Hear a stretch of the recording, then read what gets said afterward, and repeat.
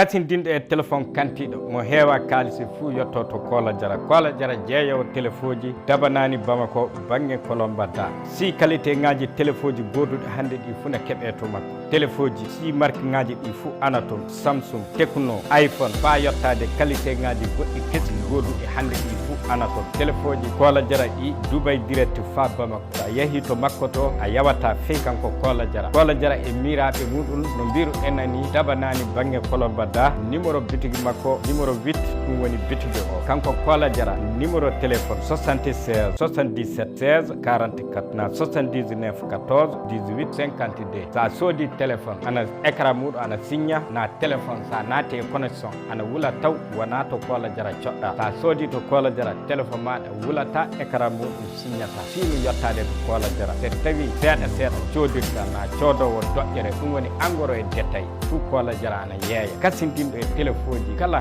goduɗi hande ɗi fuu sa yettike Kola Jara a nimsata Dubai direct fa Bamako Kola Jara ittani en dokkuru téléphone.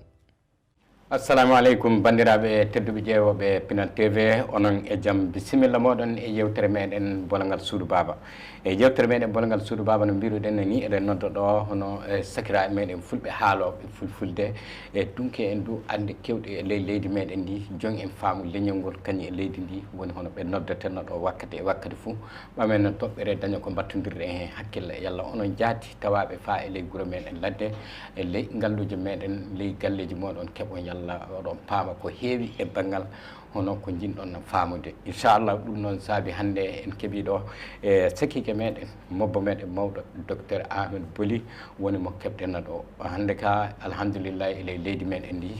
so tawi joni en ande ana inde omo inde e ley maɓɓe e banggal ande kurɗe e ley leydi meɗen ndi andal banggal diina andal du banggal science fou omo andi ɗum inchallah kanko docteur Amadou BOLY woni mo keɓɗenno ɗo hannde e garan silminindemo ley yewtere meɗen bolongal suudu baba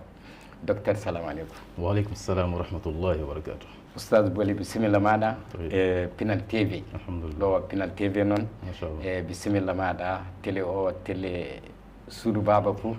télé leydi ndi fou noon ɗumne a wari e nokku ma a yiwi e nokku ma a wari e nokku maɗa bisimilla maɗa. طيب بسم الله والحمد لله والصلاة والسلام على رسول الله السلام عليكم ورحمة الله وبركاته جلو جوتي ما مسلميني ما جوتي دندن على جواب Pinal TV الحمد لله نحال أني ميوري ورا أنجاتي Pinal TV الحمد لله ورا أنجاتي جوتي ما مسلميني يقول لي جماعة قلتهم سلطان فينا سود بابا إن شاء الله جوتي مسلم هاي سنجتي على سري ما سنة بسم الله ما docteur Amadou BOLY docteur Amadou BOLY homo jaati woni docteur Amadou BOLY hotto jeeya hono docteur Amadou BOLY e hoɗum woni kabar docteur Amadou BOLY accana men hakke babas aywa ɗum haalde ɗum annawi seeɗa ɗum newaki haalde ɗum hoore mum bon seeɗa ko hannamami tan woni mi Amadou BOLY aywa koro finumi koro laamu mutti ka saare amen jaati o suula saare woloɓe ana wiye suula fuu o BOLY ayo to mon saraɓe jaati ka minen ke koro men andi koro men fini to saraɓe men wonno ay caggal ɗum mi wari min janggi juuɗe abba janggu tafo omo jogui no madrasa koro to madrasa makko woni madrasa fou adiɗo ñiɓede koro moƴƴinede koro madrasa on illa 1970 joni duuɓum capanɗe joyi e tatini ayo kanko adi mbaɗɗe to madrasa jangguina yimɓe diina jangguina yimɓe ande aduna alhamdulillah ayo caggal men janggi juuɗe abba men tili min gari Ségou min janggi Ségou min gari Bamako ɗo yeyi min janggo e Niger caggal ɗum yeyi min janggo e France France ɗo min gaɗi master e doctorat caggal ɗum min soƴƴi min waɗi alhamdulillah miɗen jangguina université laamu to miɗen jangguina université Sahel to jogoyi du e jangguirgal an alhamdulillah no wiye Mahad Abdoulahi BOLY ɗum woni résumé muɗum inchallah fammini ke sanne aɗa jangguina université e ley Bamako ɗo nokkuji ɗiɗi ay hoore maɗa jogui jangguinirgal maɗa ngal jangguinata le jangguinirgal maɗa ngal hoɗo jangguinta toon fande men nadde e sujet men aywa koɓe jangguinta to mene jangguina to Qur'an mbeɗa dursina yimɓe Qur'an to yimɓe an dursa toon Qur'an mene jangguina to yimɓe fiqhu mene jangguina to yimɓe nahw mene jangguina to yimɓe hono sarfu en yaade a wiyan lugawiyat e shar'iyat wonko wiyata lugawiyat e shar'iyat mene jangguina yimɓe ɗum mene jangguina yimɓe ɗum ko wiyete takwinul a'immati wa du'at ɗum woni wajotoɓe hono ɓe hani wajirede ɓe waɗan formation muɗum ay almamen ndu hono hani wadde khutbaji de miside ɗum formation mo wonto ɗum meɗen waɗa formation mum fay noddinoɓe miside du meɗen waɗa ɓe formé fa ɓe noddina miside no moƴƴiri ɗum fof formation meɗen gaɗa kayni meɗen waɗa formation pédagogique ɗum woni jangguinoɓe les madrasa ji na jangguinoɓe école hono ɓe hani jangguinirde hono par ce que neɗɗo ana jangga taw wawa jangguinde gasa go ɗolle no neɗɗo hani jangguinede no jangguinirta ayo ɗum woni formation pédagogique ɗum ndu meɗen gaɗa ɗum nokku amen to inchallah non fammini sanne e docteur Boly aywa bandiraɓe on paamide docteur Boly yo neɗɗo mawɗo jon andal sanne sanne par ce que ko hiisi joni ko ɗum fuu kanko jangguinata ɗon aɗa anndi ka vraiment alhamdulillah eɗen jetta Allah sanne o tewti andal o heeɓi andal du inchallah Allah wangal andal gaɗangal barke nafowal e alsilama ko o fof e bisimilla maɗa docteur Boly hannde en kalan e dow ko noddima ɗo ko ɗum woni banggal toɓɓere e banggal ko wiyete laïcité laïcité haala muɗum haalama sanne e ley leydi meɗen ndi e lebbi cakitiɗi jonɗi woni ko haala laïcité o e yambi sanne ana anda noon laïcité o ana ele nuygal sariya leydi meɗen laïcité o minen fulɓe ladde ka min anda fewi ko woni laïcité min nanta touba kuure min anda du ko woni laïcité kana ka min nani ɓe mbi laïcité ɗum woni homo fuu tawi ana wawi rewde ko yiɗi ndewo toro o rewa toro mum ndewo Allah o rewa Allah mum aywa homo fuu waɗa ko yiɗi tan minen ni min paami ni minen min paami hay ɗum ɗon no woni hono komin noddirima hannde so wonno an a dunki e majjum sanne min jiido a waɗi conférence ngaji kewɗi e banggal majjum nenno ɗum Pinal TV noddirima hannde fa pammina ƴeewoɓe Pinal TV banggal laïcité o docteur Boly laïcité o jaati konngol ngol koɗɗum ngol firtata e fulfulde e Diallo aɗa andi laïcité o ɗum kalima franciya mais kañum tafo fay français jaati e grec itti ɗum quoi wonko wiyete grec e grec français itti ɗum sa ɗum waɗi laïcité e français ɓe laïcité ɗum wala e lugaji amen ɗo ɗum wala jaati ko ɗum wala e fulfulde wala e bamanankore wala e markankore wala e korba ɗum wala ɗum wala e ɗenɗe men ɗefi ɗum wala fi e ɓe fayi leyɗe arabe ɗum ɓe walano inde muɗum jaati ne ɗum warne e leyɗe arabe ɗum ko ɗum kibaru mo hewtiɓe ko ɓe wi laïcité hoɗum woni laïcité anglais wiyete sécularisme ko ɓe ƴeewi laïcité ko ɓe wi ɗum ke hoɗum kora muɗum ɓe ƴeewi le qamus maɓɓe ɗum woni dictionnaire ji maɓɓe mawɗi ɗi kitabuji logaji mawɗi ɓe ƴeewi le muɗum hono lisanul arabe yaade fa albahrul muhit yaade fa tajul arus ɗulle ɓe ƴeewi leydi ɗin fuu ɓe tawi ɗum wala le muɗum ɓe ɗulle joni ƴeewen moƴƴinen kalima ko tawete ana yaada e muɗum hokken ɗum kalima e leydi araɓe ɗum ɓe walano ɗum ɓe wi ɗulem indiren ɗum almaniya woɓɓe wi wiyen ilmaniya woɓɓe wi wiyen alamamiya ɗule alamaniya na allaikiya na adduniyawiya na alladiniya ɗi fuu kalimaji ɗi araɓe moƴƴini wiɓe ɗum fuu ana yaada e muɗum quoi bon almaniya ilmaniya alamaniya allaikiya adduniyawiya alladiniya ay ɓe hawra e fayi gotel muɗum quoi mais ko ɓuuri hewde fuu almaniya wiyata quoi bon ɗon holle wiide araɓe ɗo anda ɗum hono minen min andira ɗum ni kamɓe ɗo ɓe anda ɗum ko ɗo min wala kalima ɗo he mais haalankoro mum ta hono an no sifiriɗa joni wiɗa no famirɗa ni a sifiki joni wiɗa an nani laïcité woni wiide mono fuu waɗa ko welɗum mono fuu waɗa dina muɗum ay ko rewta fuu rewa ɗum wiɗa noon narirɗa bon noon yimɓe haalirta ɗum ka laïcité koro mum wona ɗum ɓadaki latade ɗum ɗum ke ɓe haala ɗum tan saabi fa ɓe majjina jama o saabi fa ɓe hiila jama o sella yimɓe ana jaɓa laïcité ko ɗum waɗi ɓe haala wiide laïcité woni mon fuu waɗa ko welɗum fey goto fat toño fey goto mon fuu rewa ko welɗum ɗum wona noon fe a baɗa laïcité kono mo wawa latade ɗum ko haalɗa ko ɗum e wiyete français la cohabitation pacifique les concepts de vivre ensemble les concepts de la cohabitation pacifique ɗum wiyete noon mais laïcité ɗum ana seydi e concept de la cohabitation pacifique ana seydi jaati ko ɗum wona foye kalima goto ɗum woni hono joni ka gondal lobbal tawi fay goto fati toña fey goto bonnano goɗɗo e dow golle mum aywa ay ɗum e laïcité wona gotum ɓaɗaki wadduɓe laïcité hono ɓaleɓe men wonɓe ɗoɓe ɗum woni a wiyan ɓaleɓe tubakuɓe ɓe ejo aɗan ɓalejo tubaku ana ɓuuri fayi tubaku boɗejo sikke wala voilà bon tubakuɓe ɓaleɓe wonɓe ɗoɓe terɗe ɓalejo hoorde tubakuɓe ay kamɓe ɓaleɓe tubakuɓe ɓaleɓe wonɓe ɗoɓe kamɓe ko hiili jama o wiide laïcité woni fey goto foti hewta fey goto foti torra fey goto man fuu waɗa ko welɗum ɗum ɓe hanni jama o tawi ɗum wona gonga fe sa ƴeewi laïcité koromo jaati wadduɓe ɗum ɓe ɗo ɗum yalti france ɗum yaltita ɗum waɗa ɗo sa ƴeewi les encyclopédie britannique et encyclopédie américaine e loi 1905 ɗi kulleji tati ɗi haalumi ɗi ɗum woni référence mum mawɗo jaati ko kadi fa fama laïcité fou a ƴeewan ɗi référence uji ɗi haalumi joni ɗi sa ƴeewi lemi hoɗum ɗi fou haalda ana anda ɓe wi laïcité wona goɗɗum sona gaɗen gurna amen tawi dina wala hen ay yoppen dina kede foto watten dina le gurna amen dina yaltele margal dina yaltele école ji yaltele université dina yaltele gurna amen quoi ɗule dina ke yoppen ɗum gere tinnoɗen tawi adna amen tan adna tan timmi hono wiide lahara wonto lengnoɗe lahara ɗum yoppen ɗi hakkillaji fof adna tan adna timmi walla dina yalte kulle jam ɗum woni koto laysité jaati ay caggal ɗum jama andi so haali ɗum hono mali en ɗo so haali ɗum woni koromu fou yimɓe warta jaɓa sikki wala yimɓe warta jaɓa jamais ko tawi ɗum woni koromu ɗum ke jaati ke ko saabi foti yimɓe salo ɗum yimɓe jaɓa ɗum tafa ɗum waɗa ɓe wi ɗum laysité koromu woni man fou waɗa ko weli ɗum fe goto ɓe kalda noon yimɓe ɓe keeɓa mbiya ɗum ka wala ko bonnata e so wiyama men fou fe goto fottoro fe goto man fou waɗa ko weeli ɗum andi fe goto haɓata ɗum ken bon saabi ɗum waɗi ɓe haala ɗum koromu sowona ɗum koromu wona ɗo abbada illa fuɗɗi fa waɗa andi koromu wona ɗum koromu woni yoppen dina kere foti watten dina le margal amen foti watten dina le jangguiride amen foti watten dina le fewhune e gurdam amen ɗum le dina ke ɗum ke yoppe ɗum ceggal jaati ko ɗum kono laysité jaati bon so andan ɗum woni koromu muɗum saabi ɗo ɗum yalti to France ɗo non ɓe golliri ɗo wadda Mali ɗo ɗo ko ɓe tawi du yimɓe amen welliɓe hono mawɓe amen welliɓe laamiɓe leydi ndi ko welli arande ɓe tawi ɓen fuu dina ana wonno le margal mumen dina ana wonno le jangguirɗe mabɓe dina ana woni e hayatu mabɓe fuu quoi e gurdam mabɓe fuu ana woni dina ana woni e gurdam mabɓe fuu ko waɗi ko ɓe itta sehla ɗum wooɗa joni minen laysité men waddani o laysité woni ɗum le tinne tawi adna tan yoppe dina fewi ɗum ɓe waddani amen ɗum woni laysité o ay minen ɗumen jaɓi ɗum illa indépendance fa warde hannde fuu meɗen jaɓi ɗum kadi ko hayni jaati tubako wadde ɗum yoppi ɗum min tili min heddi meɗen jokki ɗum fa hannde en jokki ɗum e fayre ɓeydana ɗum sembe fa wona ɗum fa yettiki hakke hannde laysité amen ɓuuri bonde ɓuuri fay laysité France ɗum woni ko ɓuuri haynade hen quoi laysité Mali hannde ɓuuri bonde ɓuuri laysité France ko andirta ɗum de Diallo a tawan kulleji goɗɗi wonto aɗa jogui liberté mum fay France waɗa ɗum mais Mali ɗo a wala ɗum liberté mum a andan wiide laysité Mali o hannde ɓuuri bonde ɓuuri laysité France mais haalirta ni saabi miɗo wonno France to mi won Mali ɗo mi yiiɗi ɗiɗi fof ɗule no laysité worri France to mi yii no laysité worri Mali ɗo miɗo yiiɗi mi yiya ɗum dol ɗule ko hannirmami ɗum saabi muɗum de saabi joni a tawan le Mali ɗo les constitution amen les nuigal charia ana winda voilà les nuigal charia ana winda les article 11 hoɗum sariawol sappo e googol sariawol sappo e goho ko wonto ɗum woni l'enseignement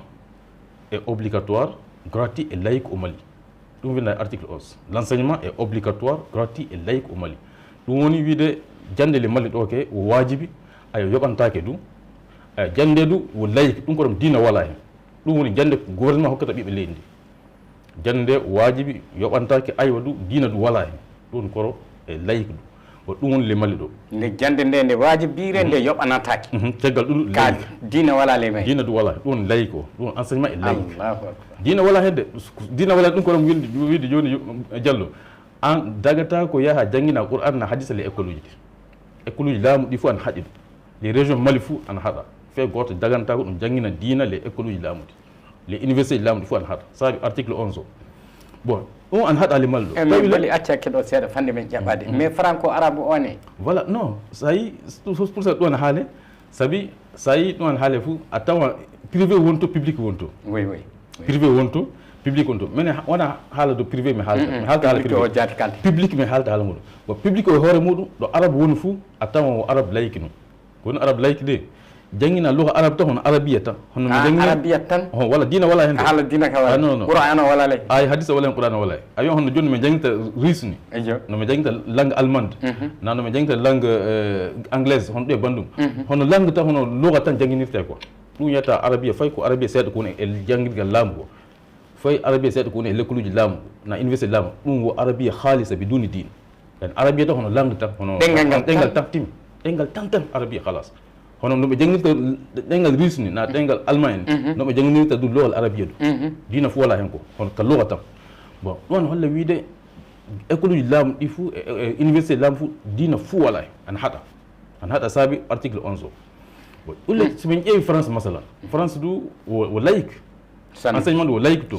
ɗum ko ɗon woni wiide dina wala le école uji maɓɓe dina wala le université mais région ɗiɗan woni le France région ɗiɗan won to ana wiye Alsace ana wiye Moselle région ɗiɗɗi kamɓe minen ke min jaɓata enseignement laïque o min jiiɗa enseignement laïque ɗum ko ɗon min jiiɗa jande tawi dina fehuni wala min jiiɗa min jaɓata ɗum ɓe murti ko France wi ay wala basi onon ke min hokka on hakke janggon dina moɗon min hokka on droit janggon dina moɗon les école publique wona privé de publique min gondi toujours donc Alsace et Moselle région ɗiɗi an woni le France Alsace et Moselle kamɓe keɓe jangina diina le kamɓe jeeyi laïcité o kamɓe to min itti laïcité to itta kamɓe gaddani en kamɓe waddani en mais ɗo min itti to kamɓe ke région ɗiɗi heɓama eɓe jangina diina le école publique a janga ɓurani hadise so al islami les école publique so a chrétien do a janga chrétien ko so a yahudiyanke do a janga yahudiyanko les école publique kamɓe eɓe danni ɗum les Alsace et les Moselle ɗum région ɗiɗi bon région ɗiɗi keɓe danna ɗum to bon minen Mali ɗo mi haɗi ɗo les région ɗi fou région Mali fou dannatake leydi ndi fou nokku fou wala ɗo laamu jaɓi wiide diina jangine les école publique voilà tawi ɗo min itti laïcité to France région ɗiɗi an wonto diina an jangine wona mi wiiw sabi min hoore Alsace wonnomi Strasbourg jangumi mi jangi Strasbourg mi yii ɗum quoi yimɓe an jangine diina les école publique min hoore mi jangi du diina du les université ɗum ko ɗum ko ɗon woni wiide finance islamique an jangine les université française islamologie an jangine les université française ɗum wala Mali ɗo an haɗa Mali ɗo université an haɗa wiide diina jangine an haɗa a yiyata faculté islamique Mali ɗo a yiyata faculté islamique a yiyata département islamique ɗum wala Mali ɗo tawi France a tawan département islamique France a tawan master e islamologie France an wonto université publique bon ɗum ko ɗon kamɓe laïcité maɓɓe minen laïcité amen ɗule joni ɓuuri ɗayide ɓuuri bonde ɓuuri laïcité France bon ɗum waɗi minen hannde ɓiɓe leydi ndi vraiment yoni laïcité o min salo ɗum quoi saabu laïcité o ɓe waddi ɗum ɗo ɓe bonni hakkeji amen ɓe tooñi amen ɓe haɗi amen janngude diina les école uji tawi école uji ɗi le homen jeeyi école uji ɗi aslami en wonko impôt mum e taxi wonko ñiɓata école uji ɗi aslami en impôt maɓɓe e taxi maɓɓe wonko ñiɓata école uji ɗi ɗum wonko yoɓata maître école ɓe kadi to ɗon wiya diina aslami ko janngintaki le école uji ɗi kadi e dalila huɗo famminigi sanne Boly e joni e hoɗum jaati woni hono ko laïcité o bonnani en enen ga meɗen ga ko ɗum bonni hoɗum woni ko ɗum bonnani en arande fof ko bonnani en ko haalum joni haɗi amen janngude diina amen e école uji ɗi sabu école o woni hono jande mawde ele leydi ndi nde laamu jaate andani laamu jaate andani voilà laamu haɗi en jannginde diina le école uji ɗi fof wi ɗum dagata ko tawi le France mo hannima joni wiide région ɗiɗi wonto kamɓe ana eɓe janga diina bon Allemagne ke région ji fof ana janga diina les école publique e Allemagne ke région fof diina ana jangge wajibi du jangete Allemagne wiide primaire fa université ko wonɗa fof a janginte ɗum diina so aslame ɓe janginte aslame ako so tawi a chrétien a jangan chrétien ko wonɗa fof ɗum janginteɗa ko ɗum Allemagne région mo fof France ɗo région ɗiɗi mais Mali ɗo an haɗa ko bonnani amen arande fof woni haɗi amen janngude diina les école uji ɗum bonande mawɗo taf ɗum o bonande mawɗo sabi joni suka ummoto illa sukaku mum fa laato mawɗo anda fe hunde diina so yi andi seeɗa diina tan sona so janngoye miside na so janngoye juuɗe mabbo goɗɗo ɓeydi école muɗum ko mais so heddike école tanke école tan janggike taw fe hunde anda e diina muɗum woɗa a yiyan kanankoɓe ministre na directeur e mawɗo so wi janggan faye fatiha a yiyan wawa fa janggude fatiha wona haala ko heddi ko sabi janggay tewta janngude sabi école uji ɗi jaɓata diina janggine bon on droit mawɗo on ko ɓe bonnani ɓiɓɓe leydi ɗum o droit bonnanat ɓiɓɓe leydi ɗum hakke leydi ɓiɓɓe leydi koɓe bonni ko hana jaɓede kadi hana ɓiɓɓe leydi jaɓa ɗum feefi sabi ɓe bonni hakke maɓɓe ɓe wala dalil du koɓe bonnirde sona tan ɓe wi laïcité sabi inde laïcité tan illa ɗon honno wi laïcité ko bonnani amen arande fof ko ɓuuri fof mawde ɗum ko haɗi amen jangginde diina les école uji ɗi école uji ɗi men fof jeydi min fof jeeyi école uji sabi école uji ɗi e impôt ji amen e taxe amen ko ñiɓirete voilà bon homen ɓuuri hewde leydi ndi wona aslami ɓuuri hewde voilà ɗum ko ɓe tooñi aslami fa wona seeɗa ɓe tooñi ɓiɓɓe leydi ndi e hakke mum e sanne ɗum arande fof bon ɗiɗiɓel mum du ɗum woni a tawan fayi le école uji ɗi ɓe janginta diina wona mi haali ɗum mais wona ɗum tan de ɓe tiloto ɓe bonna diina le école uji ɗi ɗum ɓe waɗan diina saboté ɓe waɗan alhaali ko watta ɓiɓɓe amen jaati sikkito diina sikkito jaati wiide diina jaati ko gonga ko ɗum ɓe tiloto ɓeyda hen kadi ɓe janginta ɗum goo ɓe tilo kadi ɓe watta hen goɗɗum ko bonnata hakkille sukaɓe amen e école uji watta ɓe murta kibaru diina ko yiɗa diina kadi ko watta ɓe waña diina ɗum wattete ɗum bon ɗum bonata mawɗo ɗum misaluji mi fahi meɗen jogui ceggal ɗum kadi ko bonnani amen a tawan joni sa aslami so tawa aɗa woni e école publique na université publique tiɗalaji hewɗi won to a heɓam misal joni aljumare a tawa aljumare a sama an yiɗi yaade aljumare an yiɗi yaade jumma ni yiɗi yaade jumma yaha juula jumma mais a tawan les université publique ɗi na lycée publique a tawan mi haybi wakkatiji a tawan ɓe moƴƴinan cours darsuji watte wakkati jumma jaadi tawa yimɓe woni an juula jumma ne tawan cours an woni ana janggini sukaɓe école an jangga tawi wiɗi yaade jumma mais wawa yaade soɓe yeehi ni ɓe yoppan cours na yoppa cours ɓe yaha jumma hakkude ɗiɗi bon pourquoi ɓe wiyata aywa comme leydi ndi ko ɓuuri hewɗum fof aslame ɗum le fat accen feefi goto moƴƴina cours na waɗa darsu wakkati jumma ke ɗum ke haɗen ka ɓe haɗay ɗum ɓe haɗay ɗum fayi talibaɓe école hewɓe hanni kam wiide kamɓe soɓe yalti fa ɓe yaha jumma fou wakkatiji maître maɓe wiya ɗum le an yaha jumma minen mi wona alislame mi sukki min fof mi alislame et puis non ɓe men fu mi alsami ɓe yahata jumma yimɓe ɗo yaha ndu ɓe wiya non pourquoi yaha jumma min fu mi alsami mais so joomum yeehi jumma mobbo on cilluto kadi hewtina o tiiɗallaji e sukaɓe école heeɓi hanni ka wakkati mobbo jad école maître école wiya ay sa yeehi foti soƴƴuɗa kadi de a natta ɗo kadi tawi wakkati jumma mais ɗum fuu sa lamdikeɓe pourquoi on selta o alhaali ɓe wiya non école e laïque l'université laïque ɓe wiya no laïcité no mais no ɗo les leydi laïcité ɓe ngoni les leydi laïcité ɓe ngoni ɗum le min hillaki kibar diina ɗum le ɓe ni ɓe toñirta aslam en ɓe bonna hakke maɓɓe fayi aljumare e noon ɗum kadi examen ana waɗe aljumare aɗa andani examen ana waɗe aljumare ɗum so examen ɗo waɗama aljumare a tawa wakkati examen o naatan faale wakkati jumma ɗum le sukaɓe waɗoɓe examen ɓe wawa yaade jumma waɗoɓe surveillance ɓen ɗo wawa yaade jumma so ɓe hannama ɗum foti watte fota acce examen hawra e ñalowma jumma ɓe wiya non l'état est laïque l'université est laïque l'école est laïque ɓe wiya non laïcité minen mi hillaki ko diina hono wiide programme amen ɓe mbiya hawran jumma yimɓe a jumma non mi hillaka ɗum ɓe ɓamta ɗum e jatti maɓɓe feefe ko ɗum fof tiɗɗalla ko yewtinta diina men ko bonnata diina men tiɗɗalla voilà ɗum jaati ana holla wiide joni hono banggal hono ko kalɗa ko ɗum jaati woni hono ko gonɗinta laïcité o yoko wadda noon pati diina tawe e gurdam yimɓe ɓe ɗum jaati hollata gollete jaati so tawi joni hono no minen min pamirinno ni ka fou a humo fou waɗa ko yiɗi ko ka wajibi en janggan diina men en ka ley jande nde so tawama noon ɗum worri kay nen noon ɗum ka min paami joni ka wona noon ɗum worri wona noon worri de man fota ko welɗum wona noon worri a bata tawi woto watta ko welɗum ko laïcité ko weli laïcité ɗum watte no sikki wala won laïcité de wala ko weli laïcité sona haɓude diina ittude diina e gurdam wala e gurdam men voilà ɗum wiyeɗi laïcité sona so laïcité ronkide ɗum weli laïcité sona so laïcité ronki voilà ɗum weli laïcité e joni hoɗum saabi jaati c'est haala laïcité o jaati irti e leydi ndi ko pourquoi koye joni par ce que joni haala muɗum heewi e leydi ndi sanne mais ɗum haala muɗum fayi walano e leydi kana tan so wonɗo gakkodirɗa e neɗɗo tan sa wi ɗum mani pati won ɗe kulle gasata e ɓingu adama ko wiye leydi laïcité wonde ƴaɓɓon ha jomum ƴaɓɓa mais joni haala mum immi voilà ko haala mum immi hannde ko saabi ɗum ana anda sanne saabi joni laamukoɓe wonɓe toɓe hannde ɓe wi hannde kamɓe ɓe yiɗɗo fa ɓe waylita nuygal charia ngal ɓe wi ɓe yiɗɗo fa ɓe waylita nuygal charia ngal ɓe wadda mali keso ɗum ɓe haali d' accord so ɗon yiɗɗo fa waylito nuygal charia ay wi ɗon jama hokka hakkille mum hoɗum woni koɓe faami e ko woodi e ko wooɗa e nuygal charia ngal ko wooɗa ko itte hen ay ko woɗi koɗo yoppe hen yimɓe hokke hakkilleji mumen e leydi ɗum min gaɗi conférence uji fa heewi min holli wiide laïcité o wooɗa itte laïcité o woɗana diina amen laïcité o bonnani diina amen bonnani nesuji amen laïcité o itte laïcité o tubakuɓe jeeyi kamɓe wadde ɗum ɗo ɗum min wiyata c'est un héritage colonial la laïcité est un héritage colonial tubakuɓe ko wadde ɗum ɗo so yoppi ɗum ɗo ɗum le so minen wonle laïcité o a baɗa min yaltata les maccugal tubakuɓe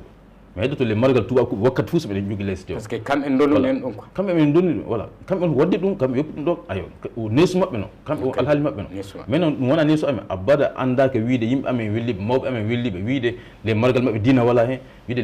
le janguirɗe maɓɓe diina wala hen wiide le diina ana woni kulleji maɓɓe fof ɗum le kamɓe on ko wari wi min itta hen diina ɗum le ɗum o neesu maɓɓe kamɓe wona minen jeeyi min anda ɗum bon mi wi ɗum le laïcité itte les constitution amen so tawi ɓe yiɗɗo wadde constitution kesso lobbo fou ɓe tinno laïcité ko itte hen fa laaɓa ɗum wadde haala mum joni sanne sa haala mum ñambi sanne ley ɗum ndu limama ɗum haali haala mum limama ɗum woni fedde mawde aslam en leydi ndi fof hono aslam en leydi ndi fof hawti le fedde mawde ana wiye limama limama ɗum kamɓe waɗi déclaration maɓɓe illa 10 janvier 2023 ɓe holli wiide aywa kamɓe ɗo ɓe ƴeewi ko woni hakkille maɓɓe de wonko hani ittede constitution itte e nuygal charia ngal ɓe haali ni e ni e ni e ley ko ɓe haali ko ɓe wi laïcité ana hani ittede hen nokku fuu ɗo mo laïcité woni laïque na laïcité fuu itte hen ɓe wi saabi laïcité o wala fof ko waddat nden ndi sona tiɗallaji e probléme ta laïcité nafa fuu nafa e leydi ndi so tawi koɓe haalta noon yoɓe majjina ɓiɓe leydi wiide laïcité woni man fuu waɗa ko welɗum fey goto fota hewta fey goto fota toña so tawi ɗum ɓe wi koto laïcité fuu a ƴeewen kalima goɗɗo hokken ɗum yoppen laïcité o ke feewi saabi laïcité ana anda ɗum wona koro muɗum ana anda ɗum koɓe haali tan fa ɓe majjina ɓiɓe leydi ndi fa ɓe hiila ɓiɓe leydi ndi sona laïcité a baɗa koromo wowa latade ɗum ɗum le ɓe wi laïcité itte hen fa laaɓa vivre ensemble na cohabitation pacifique ɗum yoppe hen ɗum man fof ana yiɗi ɗum no ɓe tili ɓe wi minen ke ɓe jiiɗi wi on Mali est un état multiconfessionnel foti wiye Mali est un état laïque wiye est un état multiconfessionnel ɗum limama haali déclaration muɗum so limama waɗa haali an anda limama ko o fedde mawde almami fof ana woni hen et puis laawi ɗi fof ana woni le limama hono wona wiide tan e ɗariqa tan goto woni hen asi alsami en fof ana woni hen voilà ɗariqaji ɗi fof ana woni hen ɗariqaji alsilama ko ɗi fof ana woni hen voilà ɗum le so a yi ɗum ɓe fof ɓe hawti ɓe haali ɗum on holla wiide wonko ɗum hollata le wona wiide hono tariqa goto ko haali ɗum na tariqa non almamen fuu won ko hawti haali ɗum almamen le fuu ana woni limama o ɗum ana holla wiide laamu on hani hettinade ɗum sanne sabi ɗum wona haala ni tan woɓe ƴeewi fa gasa ɓe haali et puis ɗum gonga du ana hani ittede jaati illa ɗum tawi minen min waɗi conférence uji fa heewi mi haali nokkuji ɗi fof wiide so tawi oɗon yiɗɗo fa wadde mali keso mali mo tawette vraiment o mali jaati tawi tubakuɓe margal mo wala hen tawi nesu tubakuɓe wala hen ɗum le itte laicité o le nuygal sharia ngal so gaɗi ɗum fou alhamdulillah on gaɗi ko mawni sabi onon joni laamukoɓe heeɓe wonɗo toon ɓe alhamdulillah ɓe tinnike ɓe heeɓi courage ɓe heeɓi cuucal ɓe riiwi france ɓe riiwi ambassadeur france ɓe riiwi solas en france ɓe riiwi média ɗo woni rfi en fof ɓe riiwi très bien gasi mais hoɗum hattaɓe joni riiwde laicité ɗum o france ɗum woni tago france voilà a riiwi neɗɗo tarigal muɗum a riiwa yonki muɗum yatan sa riiwi tarigal muɗum a riiwa yonki muɗum voilà so a riiwa hakkille muɗum e yonki muɗum taw sa riiwi hakkille mum e yonki mum fof ne woni ko a riiwi ɗum jaati mais sa rewi joom tarigal mum ta yoppi yonki muɗum e hakkille muɗum fa joni wala koɗɗa tafude ɗum waɗi men hanna laamukoɓe ɓe tinno ɓe riiwa laicité ɗum ɓeyda e koɓe riiwi ko ɗum laatike tan alhamdulillah mali latto mali lobbo latto mali kesso so laicité o iwi hen fof eɗen mbawi hedde mali men en kesso mali amen kesso heɓete min soƴƴoto e nesuji amen mi soƴƴoto e diina amen min latto vraiment malien jaati ko ɗo e tuwa ko barta amen de nomin worino no min latto noon ko faamen ɓuura alhaaliji ɗi fof moƴƴude ɗum le min latto malien jaati tawi min heeɓi ko wiyete souveraineté ko na souveraineté ɓe tewtinta amen joni souveraineté ko ɓe tewta wala ndimako amen souveraineté idéologique komi haalta wakkati fof haala muɗum ko so souveraineté idéologique heɓaka fof few hunde heɓaka tafa sono souveraineté idéologique heɓe tafa ɗum le wawa heɓede madame so tawi nesuji france e hakkillaji france ana jangguine le école uji ɗi madame so tawi nesuji france e hakkillaji france ana woni le nuygal sharia ngal ɗum wawa heɓede ɗum waɗi fay joni no ɓe riwri france joni ni so ɓe riwa nesuji france e hakkillaji france witta a tawan fay so kamɓe yaltito so laamukoɓe woɓɓe wari wartiri france wartiran france fa ɗon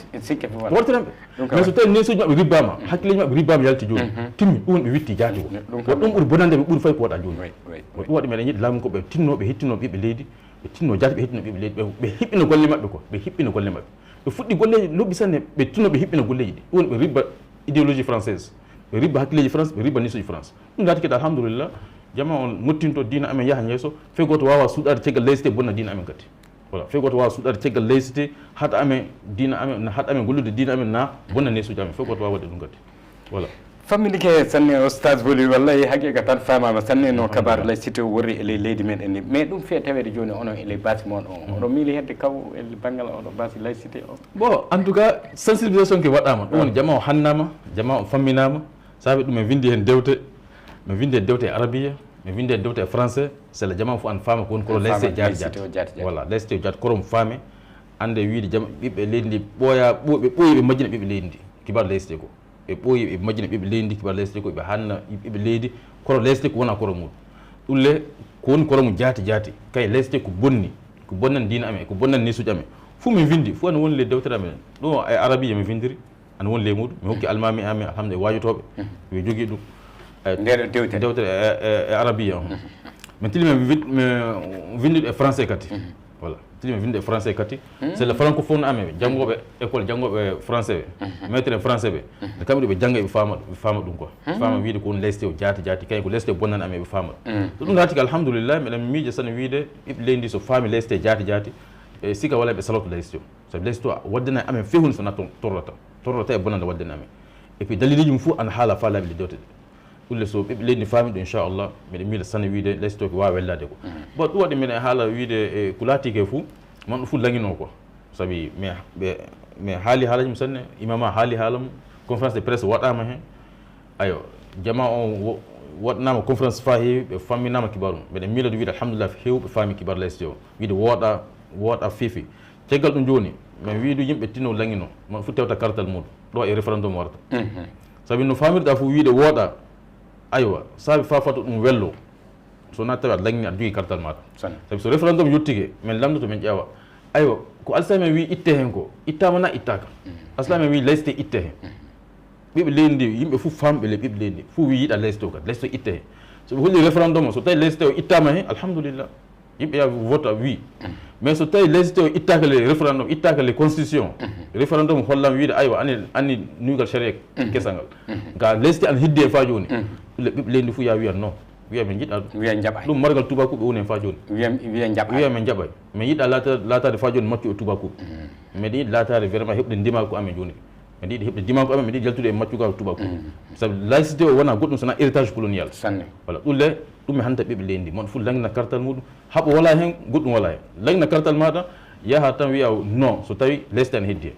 so leyste ittama hen ɗo alhamdulillah ya wiya wi wa ɗon ɗum e on niveau min goni sabu ñande ɓe lamdike goto e wonɓe les commission wiide hoto ɓe woni hannde golleji ɗi hono wurde est ce que yeehi yesso nano hono jomum holli wiide alhamdulillah wiide ɓe vraiment ɓe waɗi hen ko heewi sanne wiide ɓe wellike fayi feccere muɗum jaati joni golle ɗe yeehi yesso sanne bon ɗulle meɗen doomaɓe e ley haala jomum jaati o wi e ley commission maɓɓe to o wi ɓe waɗi débat hen sanne sanne o wi kulleji ɗiɗi woni ko nanguiɓe sanne les débat maɓɓe ɗum woni ko ɓami wakkati maɓɓe fof o wi kibar laïcité ko kayen kibar langue officiel voilà o ɗiɗi woni ko ɓami tammaɓe sanne ko ɗulle meɗen jikka inchallah so tawi ɗum ɓami tammaɓe an holla wiide ɗulle kamɓe jaati ɓe faami wiide ɓiɓe leydi ndi yiiɗa laïcité o kadi saabi ɗum waɗi so ɓami tammaɓe sabi mbiɗa andi wiide tubakuɓe ɓaleɓe ɓe yiiɗa laïcité o itta leydi tubakuɓe ɓaleɓe tubakuɓe a wiyen jangguɓe jangguɓe école so laati tubako jaati sanne so yalti malien ko jaati sénégal ɗum tawno malien hakkille o koye fof tubako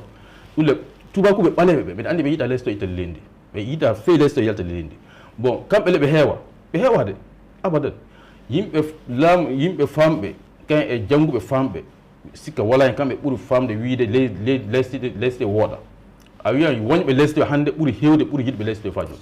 yiɓɓe laïcité o tan yimɓe seeɗa tan hannde kadi yimɓe seeɗa tan tubakuɓe ɓaleɓe ɓe tan ko yiɗɗum fa joni ɗulle sikka wala hen so référendum waɗama dow gonga sikka wala hen inchallah laïcité wawa weldade kadi joni e les conférence ngaji moɗon e les bâti moɗon o fou on keeɓi no jiidude ministére kalfinaɗo banggal dinaji leydi ndi e majjum bon ministére halfinaɗo diina on jaati o wayam min fof ɓe jangguiɗi université goto fof ɓe jangguiɗi université goto wona kanko woni ko darani kibaru mum ko non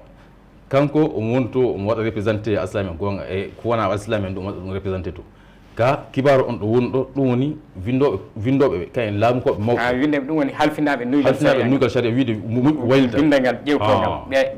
ɓe woni golle o ɓe woni golle o ayo kayen laamiɗo leydi ndi hannde ɓe woni golle o kamɓe on ko hani hettinade ɓiɓɓe leydi ndi ɓe faami wiide ɓiɓɓe leydi ndi yiiɗa laïcité o kadi ɓiɓɓe leydi ndi faami laïcité o aywa so ɓe faami wiide ɓiɓɓe leydi ndi yiiɗa laïcité o ɗulle ɓe andi so tawi laïcité o so tawi ɗumano minen ɓe vindantake so tawi ɓiɓɓe leydi mali ɓe vindantake leydi ndi ni nuygal sérégal vindante ɗum ke ɓe itta hen so tawi français ɓe vindinta ɗum ke aywa ɓe yoppa hen so ɓe yoppi hen ɗulle référendum so waɗi inchallah yama toon ɓe wara ɓe faama wiide ɗulle ɓe waɗi ko moƴƴa ɓe waɗi golleji ɗi wala nafa ɗulle so ɗum laatike inchallah yama ɗum wellata ko so Allah jaaɓi ko so Allah jaaɓi fammini ke sanne oustad Boly aya wakkati meɗen o woɗɗike sanne joni e wakkati o woɗɗike en garan ƴewde joni e joni hono banggal laïcité o leyɗe kewɗe e leyɗe meɗen ɓaleɓe ɗe laïcité o woni on ko gollata ɗum e ley hemɓe goni duuɓi kittala joni illa leydi ndi indépendance hannde so wiyama laïcité itte leydi ndi est ce que ɓiɓɓe leydi ndi ɗum waddanta woɓɓe ɓe ɓillare e dow so ɗum wiyama laïcité itte saabu yimɓe ɓe guuri e dow majjum duuɓi capanɗe jeegom na illa laamu touba ko wari e dow ɗum margal touba ngal wetti yoppidi en ɗum e guurdi hen faaɗo gon e hannde laïcité itte e nuygal sariya ngal hannde est ce que ɗum latanata ko leydi ndi jaati ɓiɓɓe leydi ndi ɓillare kañum e leyɗe ɓattiɗe ɗum nde non ɗum latta ko fewi hunde sona jamta ɗum latta ko fewi hunde sona jam ay ɗum waɗi yimɓe yiɗɓe laïcité ɓe tubakuɓe amen ɓaleɓe ɓe hon siɗɗi haalaji ɓe haalta wiide so laïcité ittama fou aywa est ce que chrétien durama warta bonne na est ce que warta laato ni warta laato latta ko fewni sona jamta ko chrétien durama warta bonne dinaji heddiɗi few goto toñatake few goto durama bonnatake seulement tan ko laatto tan ɗum woni ɓiɓɓe leydi ndi ko ɓuuri hewde ɓiɓɓe leydi ndi fou ɓen hokkama hakke muɗum hokkama dura muɗum ɗum woni hokkama hakke muɗum dura muɗum woni hoɗum ɗum woni hattake kadi dina muɗum saabi laïcité bonnandama fu do aslamen woni est ce que a yi chrétien goto ummiɗo wiide laïcité itte hen saabi bonnantaɓe kamɓe few hunde landade jonna bonnantaɓe kamɓe few hunde bonnanta chrétien laïcité o mais minen woni ko bonnanta minen aslamen minen ɓurɓe hewde le leydi ndi de laïcité minen bonnanta mi hannima misaluji fa heewi misaluji ko wallata wiide minen bonnanta fay sa yi lewru wellindu wonɓe ribbi sukaɓe rewɓe ɗiɗon jaltude école saabi hijabu mabɓe le mali ɗo bamako ɗo saabi tan watti hijabu mabɓe jomum école wi ribbiɓe yaltinɓe wi saabi école o laïque l' état e laïque wi saabi sukaɓe école heddiɓe ɓe fou sukaɓe rewɓe fo few goto wala hijabu sona ɓeɗɗi ɗon tan o ɓeɗɗino itta hijabu mum sila ɓe fo ɓe laato alhaali goto ɓe wi ɓe ittata hijabu mabɓe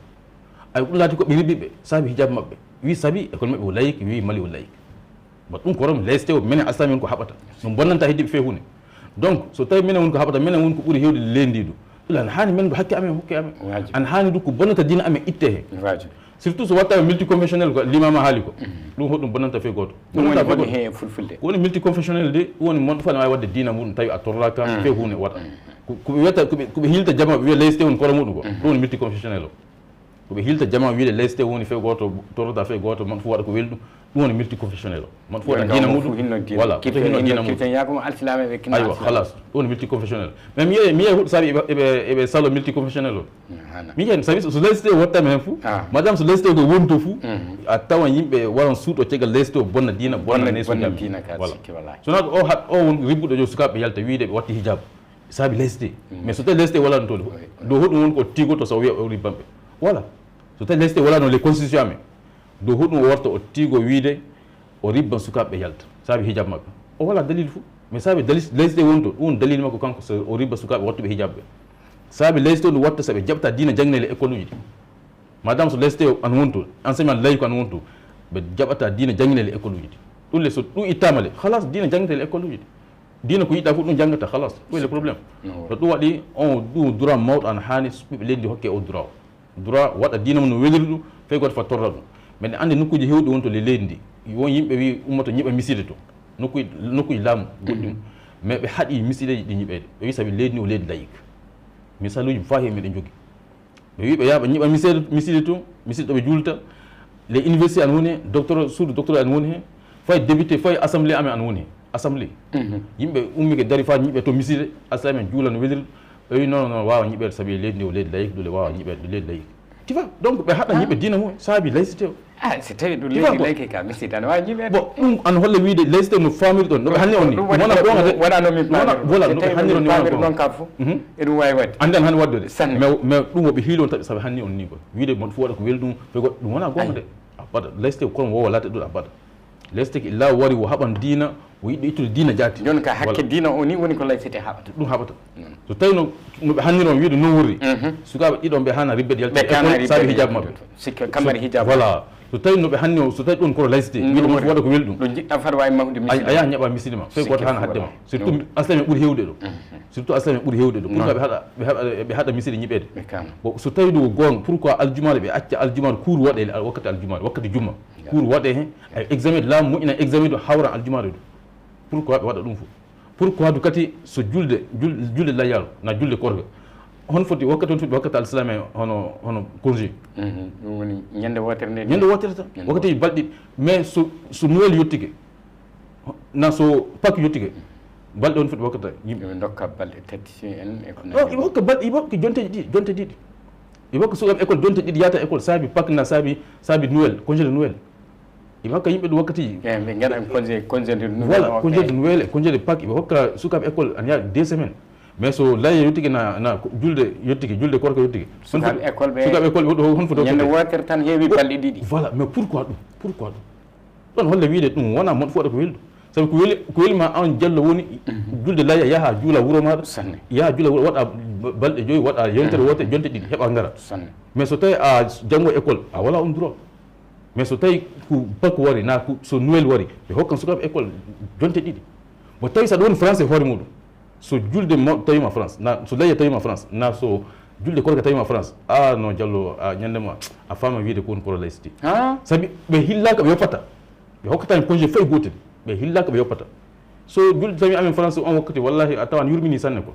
so julde tawima france an yurmini fa wona seeɗa par ce que ɓe killaka fe hunde a yiyata tamo sen fe hunde quoi fe hunde waytata ko ɓe yoppata watta chemin a yiyata fe hunde a yiyata mais ɗo menen ɗo ɓe heewa ɗo minen ɗo mi hokkiɓe droit fo mais hewɓe ɓe ɗum aslame ɓe mi hokkaɓe fe hunde droit fo settede voilà bon ɗum fo laïcité wadde ɗum fo eyyi famminike sanne oustad Boly e joni wakkati meɗen o min tawi seeɗa tan keddori ɗen joni aɗa jogui nasiya noddandu fewde e alsilama ko e banggal majjum d' accord ko yiɗmi haalde tan ɗum woni laïcité o yimɓe tinno faama koro muɗum ɓe anda wiide haqiqa tan ko jama on ɓoyan hanna laamunkoɓe koɓe hannatanoɓe kibar laïcité koro muɗum ko ɓe anda ɗum pene ɗum wona gonga laïcité a baɗa korom wowa latade wiide mon fof waɗa ko weli ɗum fegoto fattorra fegoto ɗum wona koto laïcité a baɗa laïcité illani wari ne france ɗum wari tafo et les révolution maɓɓe 1789 1789 ko révolution française laati ko nen kibar lesɗe ummi fa gasi lesɗe haɓi dina on wakkati wari dinankoɓe fa gasi ceggal ɗum itti dina e kibaruji maɓɓe fof ɓe tili ɓe waddi ɗum ɗo waɗi faɓe maare amen ɗo waddi ɗum ɗo ɗum leɓɓe anda wiide lesɗe koromo illa wari wo haɓan dina tan haɓi chrétien ko tafa ɗo e haɓata islam makko ko haɓi chrétien ko ribbi chrétien itte kulle maɓɓe futo wari ɗo haɓi islam makko ɗum le lesɗe illa ko wari dina tan haɓata kan e mon fou wuura fay goto fota torra fay goto mon fo dina ɗum cohabitation pacifique wiyete vivre ensemble wiyete kan e lesɗe wona goto ɗum le jama o fam wiide lesɗe koromo wari fa haɓa dinami haɓa ni soɓe so ɗum famama ceggal muɗum jama fo langno wiide e nuygal sharia ngal ɓe langinta joni ngal mon fo tinno kesal ngal mon fo tinno waɗa ko wawi tewta kartal muɗum so référendum wari so tawi ɓe itta lesɗe o mon fo ya wiyat non ɓe yiɗa margal tubakuɓe ɓe yiɗa nesu tubakuɓe voilà saabi joni min ngala tubakuɓe min yiɗa laata tubakuɓe ɗule min malien en min yimɓe min ɓiɓɓe leydi ɗule ndimako amen min jiiɗi yoni bon lesɗe ole ɗum woni jaati maccugako tubakuɓe madame so lesɗe ko ana heddi tan min woni e maccuɓe min maccuɓe tubakuɓe weli neɗɗo weela ɗum fof min maccuɓe tubakuɓe madame so lesɗe ana heddi ɗo so lebside woni nesu france lesɗe woni hakkilleji france ɗule ɗum e hannata ɓiɓɓe leydi ndi mon fof tinno faama dewɗe yimɓe tinno tewta jangga sabi ɗe sonnatake de hokkete yimɓe fi sabilillah voilà ɗe sonnatake mo yiɗɗo du fof min nelda ɗum pdf muɗum voilà tawte an gana conneteɗe sonnatake hokkete jama fof fi sabilillah sonnatake arabien sonnatake jangga tan faama timmi voilà arabien français fof sonnatake yimɓe tewta jangga tan faama kibar lesɗe o timmi tawte an wuɗɗi du min hokkat ɗum pdf muɗum voilà pdf mum so tawi arabien na français pdf mum woni to so jomum noddi amen tan mi hokka joom pdf mum inchallah bisimilla so jomum noddi amen tan heɓan pdf muɗum hay jangga ɗo woni fof faama tan fo yalla yimɓe ana paama laysité o ɗum moƴƴinirɗon dewte ɗum moƴƴin dewtede so jamanu faama tan koromo jaati so salo ɗum fa laaɓa laatiki inchallah lesɗe yaltan leydi fa laaɓa allah ne woni ɗum inchallah yo allah faamo en aywa e bandiraɓe tedduɓe ƴeewoɓe Pinal TV haqiqa ni en keeɓi faam sanne e banggal oɗon laysité torruɗo sanne e leydi ndi duuɓi e kitale haqiqa tan en keeɓi faamu muɗum fa timmi jaga ko amde kolel en paamano e laysité ko wona ɗum woni toon ay ɗum ne sikke fo wala hen jande kañum woni ko jogui nafa jande tan woni ko famminta ɓi adama nene so jii hannde noddi ɗo oustage BOLY fa keɓenna o fammina en ɗum jande waɗi ɗum mo janggi ko tubakuɓe janggi ko mo janggi alsilamaku o mo janggi jandeji kewɗi ɗum saabi so heeɓi ngal ɗo andal fammininde e hannde kabaru laysité o nenno du hono no wirini gattanen ɗo hakkille kayɓen tinnoɗen no daroɗen immoɗen no daroɗen no kaɓɓonon e hakke meɗen par ce que ɓi adama hakke ma o a tetan tan neɗɗo hokkatake hakke mum teta hay hono tetirten hakke meɗen kana immoɗen no daroɗen no dow saria tewten carte meɗen ñande wiyama wote waɗɗe nuygal saria kesal ngal tawi hon fof no wawi wottude aɗa jogui kartal maɗa so tawi a wala kartal maɗa gottirgal ngal aywa ɗum ka an ka a yahan caggal tan ni no wala fof ko mbawɗa salade aya ɗum ɗon woni hono ko kanko oustage BOLY o holli ɗum ne gattanen ɗo hakkille so tawi hono laysité ana heddi nuygal sere ngal tan mbiye en jaɓay aya an bawɗo wiida jaɓayo an woni bawɗo wottude tawi aɗa wawi wottude sa wawa wottude ka an ka wala ko mbawɗa salade ayo jati Allah hokke en famino